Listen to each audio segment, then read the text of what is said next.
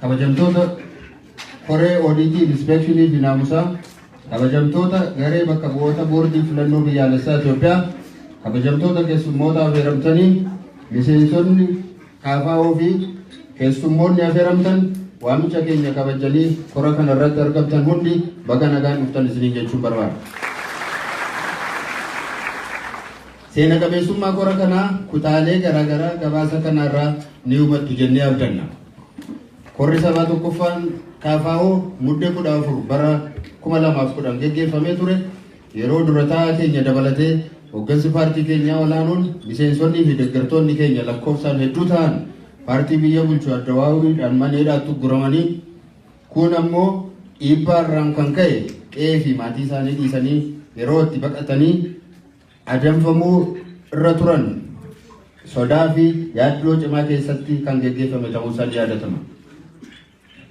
Haala sodaa fi yaadannoo yeroo sana uumanii turan keessaa inni tokko itti gaafatamaan dhaabbata mootummaa Koomishinii Mirga Namoomaa Itoophiyaa jedhamu bara 2009 kabaja ayyaana Irreechaa Hora Arsadii geggeeffamee ture irratti tarkaanfii humnoonni mootummaa fudhatanii wal qabatee lammiilee miidhamanii fi lubbuun isaanii darbe irratti yeroo mana murtee bakka bu'ootaa uummataaf gabaasa dhiyeessu KFO'n rakkoo yeroo sanaatti wal qabatee ture keessa akka harka hin qabnee fi qabaachuus akka hin dandeenye osoo beekamuu inumaayyuu ayyaanicha waliin wal qabatee sochiin siyaasaa hin barbaachifne akka hin geggeeffamnee fi siyaasa duruu bokkokee jiru akka hin dhoosne yeroo akeekkachiisaa turetti itti gaafatamaan sun duuchaadhumaan KFO'n yakkicha keessaa harka qaba jedhee gabaasuu isaatiin haala KFO'n akka paartiitti itti fufuu hin dandeessifne fakkaatu keessatti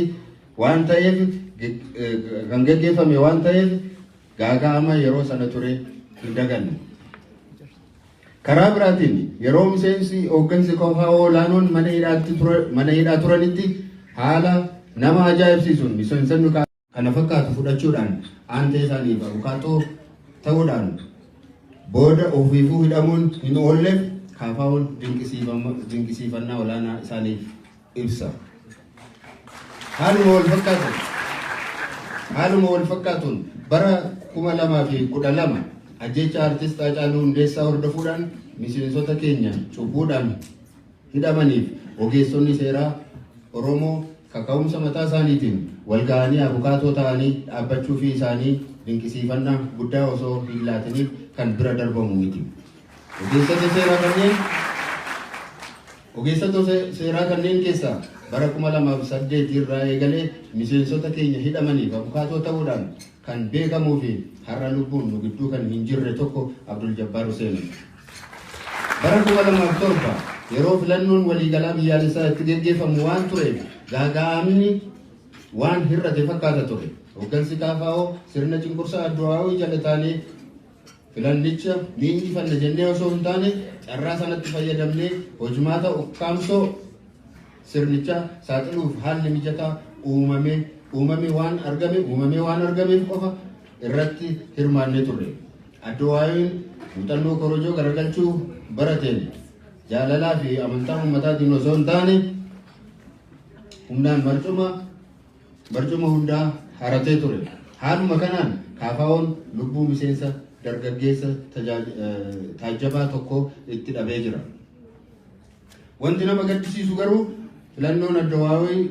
filannoo Addawaawwii korojoon ittiin garagalfamu sanarratti hirmaachuun keenya akka waan tolaatti lakkaawame filannoo biyyaalessaa waliigalaa bara 2013 irratti hirmaachuu dhabuu keenyaaf KFO Addawaawwiin hin uumne, kan Addawaawwiin hin guddifne, kan Addawaawwiin hin hachiisnee fi hin sobsiifne deeggaraa qaama juuntaa jedhanii farrajuun nu himatan.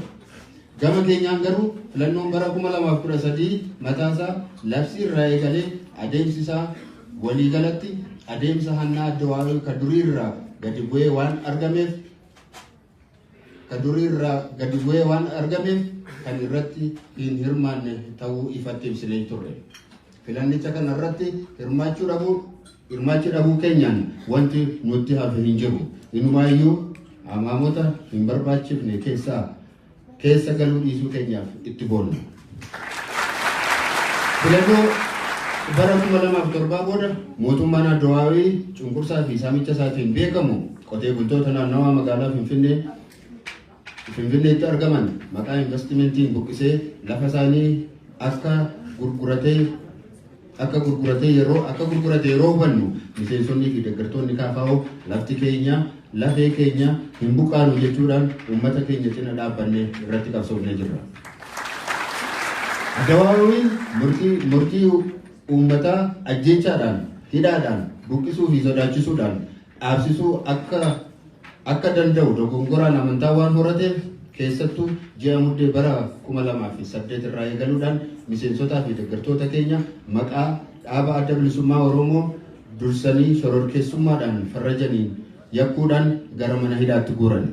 Bara 2009 hidhaan ajjeechaan buqqisuu fi sodaachisuun itti fufus qabsoon uummatoota Itoophiyaa finiinuu isaatiin keessattuu qeerroo fi qarreen Oromoo lubbuu isaanii tokkitti osoo hin qusanne humnoota Addawaawii hanga funyaanitti hidhatan dura harka isaanii duwwaa kibuudhaan aarsaan kafalame hundi kafalamee ji'a bitootessaa bara 2010 Addawaawiin bakka lamatti foxxoquuf dirqame qaamni olaanaan dhaabichaa gara Maqaleetti sokkee qaamni Addawaawii Finfinneetti hafe jijjiirama bulchiinsa gochuu mannaa jijjiirama namootaa qofa taasisee galtee siyaasaa qofaaf hidhamtoota siyaasaa bara bulchiinsa Addawaawii hidhamanii turan hiikuudhaan humnoota mormitoota biyya alaa turan gara biyyaatti deebisuudhaan tarkaanfilee hin eegamne fudhachuu isaatiin hooggansi KFO jajjabeessee ture. Kabajamtootaa fi jaallatamtoota hirmaattota kora keenyaa ji'a bitootessaa 2010 as xiyyeeffannoo keenya KFO deebisanii ijaaruu irratti xiyyeeffannee turre. Tattaaffii kanaanis caasaa paartii keenyaa sadarkaa godinaa fi aanaatti diriirsinee jirra. Hojii raawwachiistonnis gahee hojii waliif hiruudhaan sochii garaagaraa taasisnee jirra. Sochiin kaayyoo fi sagantaa keenyaa uummata hubachiisuudhaaf gara godinoota Arsii, Harargee Dhihaa, Harargee Bahaa, Baalee fi Shawaa Kaabaatti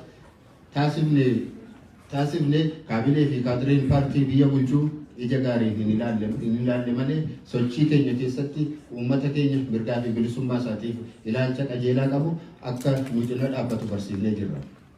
Dabalataanis namoota kaayyoo nuun wal fakkaatu qabatan baqannaarra turan keessattuu qabsaa'onni jajjaboon qabsoo qeerroo fi qarree Oromoo karaa garaagaraatiin sochoosaa turan deebi'anii nutti makamuu isaaniitiif imalli keenya jabina argatee jira.